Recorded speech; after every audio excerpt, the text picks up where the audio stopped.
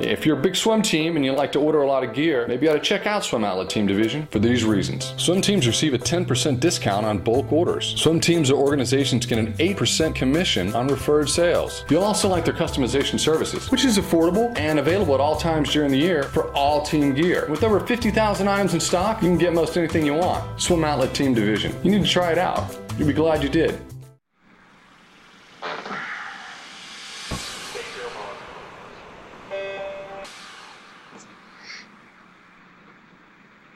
This is the Morning Swim Show for Monday, September 23rd, 2013. I'm your host, Jeff Commings. Joining us today in the Fitness Monitor will be Brett Hawke. He's the head coach for the Auburn Tiger swimming and diving team, and he joins us now via Skype from his office in Auburn, Alabama. Brett, it's good to see you. How are you today?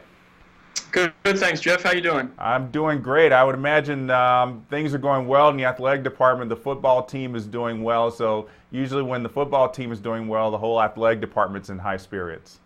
Oh, absolutely. Happiness around here revolves around football, as you know, in the South. So, 3 wins, and we're facing LSU this weekend, so it should be an interesting matchup. It's always just interesting, especially like you said. I went to school in Texas. How strongly football just really dictates the excitement that a campus can feel every weekend.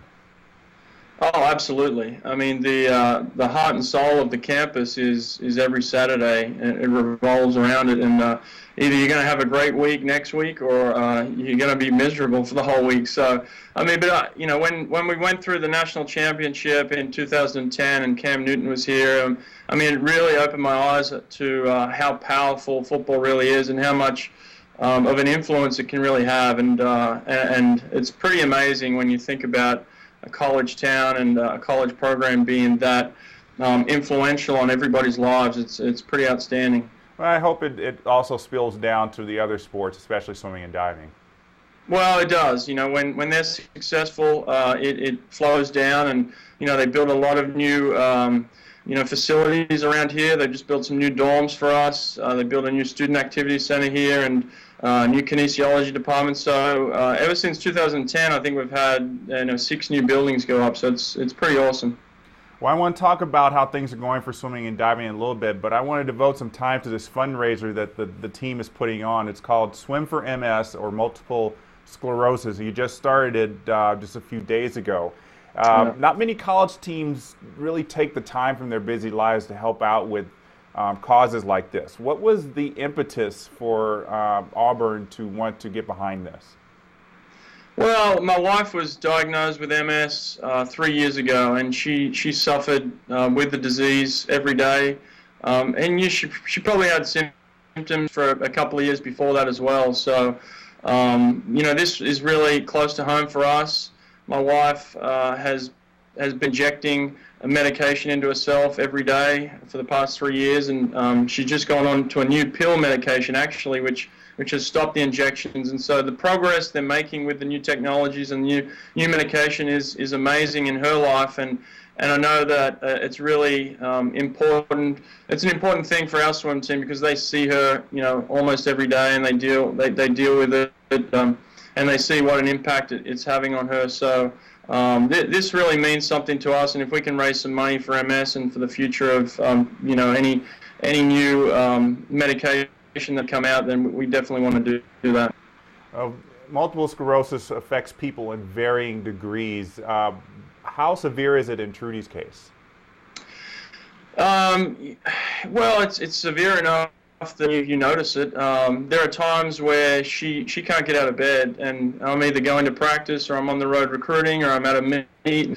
I have small children, and my daughter, my eldest actually, is 14, and girls who are 5, and so there are times where I'm not home, and my wife can't get out of bed, and my daughter up and get the kids breakfast and clean their teeth and get them dressed, and so she's awesome. But it's a heavy impact on her life for sure, and it hits at different times, and you never know what it's going to affect at any point in time. Sometimes she loses her hearing, other times she loses her sight, other times she just loses function of her body. So it's a pretty crippling disease, and we certainly want to help any way we can. Yeah, and I can tell it's a very natural progression for the team to want to help out. When is the swim, the fundraising swim that you guys are going to do? It's going to be on November 8th, and right now it looks like we're going to split the team into two, an orange and a blue, and maybe race off against each other. And in the meantime, I think the two teams are going to try and raise money against each other, and so they're getting people to filter a website that goes directly to the MS Foundation, and we're aiming to raise $10,000, $5,000 each team. So if we can get to that goal, I'd be real happy to get beyond that.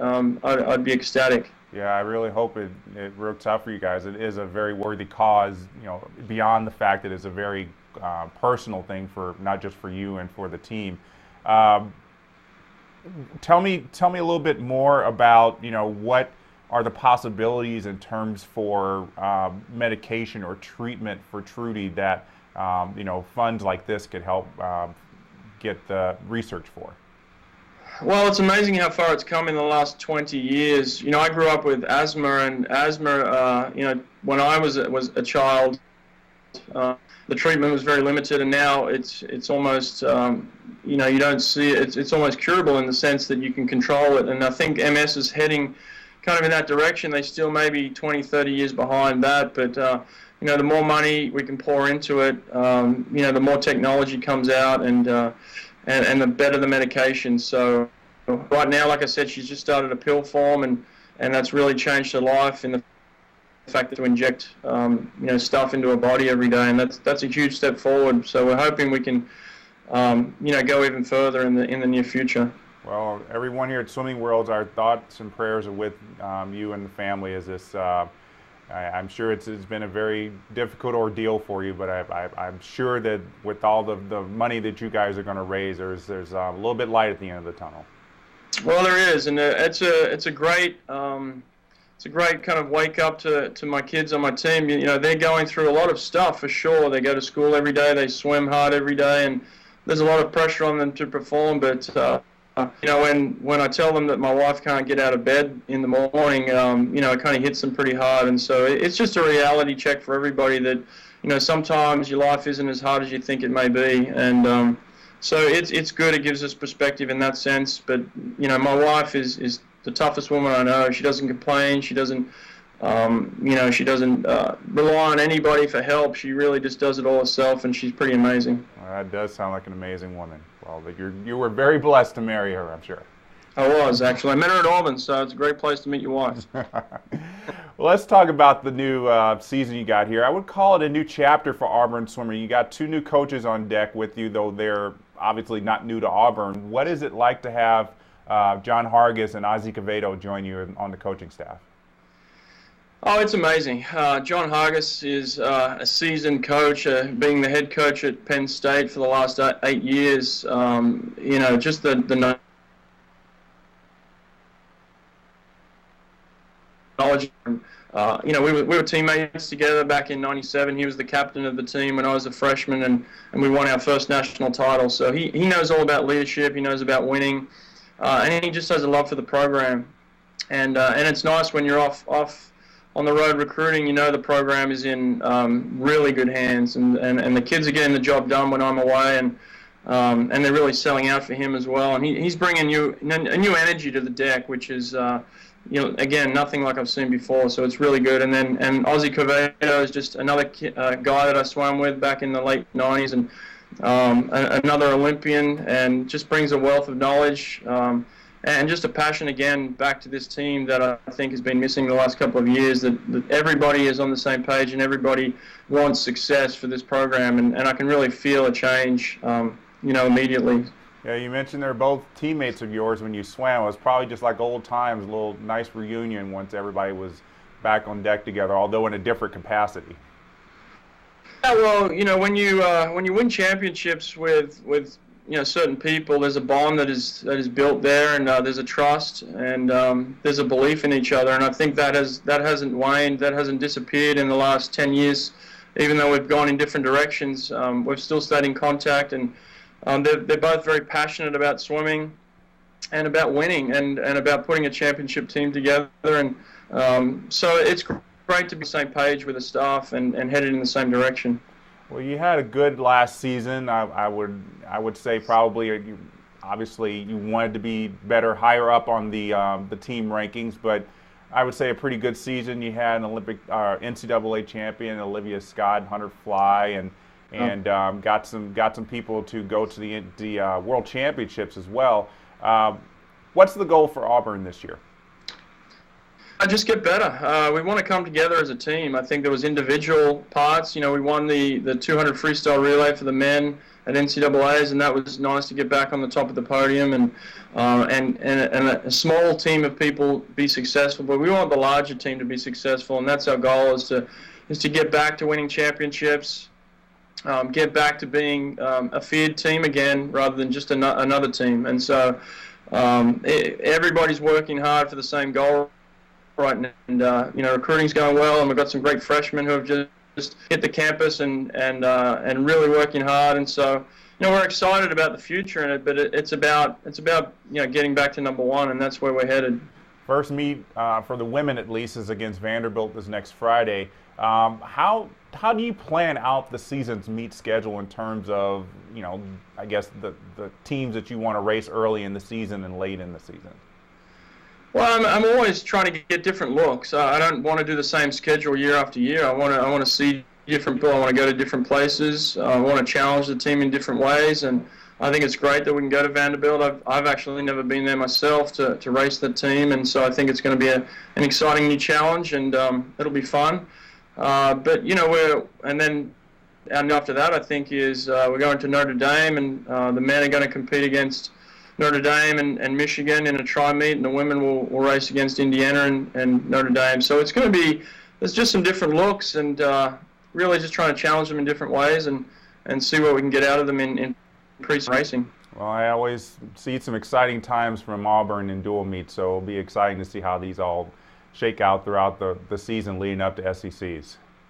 Yeah, absolutely. I mean, dual meets aren't the highest priority for us. It's really just to get that racing experience. Ultimately, we want to win championships at the SEC level, and this year or the last year with A&M and Missouri joining, I think it's a new look SEC, which is fun and exciting for everybody. I think it's the best swim meet in the country when you go to that SEC championship, because you got the men and the women, and so that's really what we're gearing for, and then be successful at the NCAA level is always the ultimate goal. So. We're moving forward, and can't wait to race again. Well, Coach, before we let you go, we want to submit you to the final 5. These are 5 questions we designed to get further into your mind. So without further ado, we're going to get started. The first question is, if you could change the order of the individual medley strokes, how would you change it? Change the order. Well, let's go slowest to fastest. So we'll start with the breaststroke, and then we may hit a back or fly. Back could actually go off the blocks, you know, wouldn't that be fun? But I don't know. I think it's pretty good the way it is. Okay. What profession other than your own would you like to try? I want to be an FBI agent. I want to get out undercover, and I want to do some investigation, and I want to have a gun on my hip, and I want to get out there and hit the road. So that's the one I want to do. Very interesting. What profession would you least like to try? Wow. I don't want to be a skydiver instructor. I don't want to jump out of an airplane. Multiple times a day, probably. Yeah, exactly. If you could change or add a rule to the swimming rule book, what would it be? Add a rule. Oh, wow. These are good questions. A rule right now. I think the 15-meter rule. I think I liked it when you could kick out as far as you wanted. So I think I'd change the 15-meter rule to open it back up to being able to kick as far as you wanted. And final question, Coach, where is your favorite place to go on vacation? Oh, well, that's an easy one. The accent should give that away. It's Australia. Beautiful country. They love swimming down there, and go home anytime I can. Well, I'm there with you. Australia has been my favorite place to go around the world. Hopefully get to go back there again. So, yeah. Coach, thanks for joining us. Good luck with the season. We will be wishing again all of our thoughts and prayers for you and Trudy, and looking forward to seeing how much money you guys can get for Swim for MS. Appreciate it, Jeff. Thanks for giving us time. Our pleasure. So that's going to wrap it up for today's edition of the Morning Swim Show. I'm Jeff Cummings. Thanks for watching.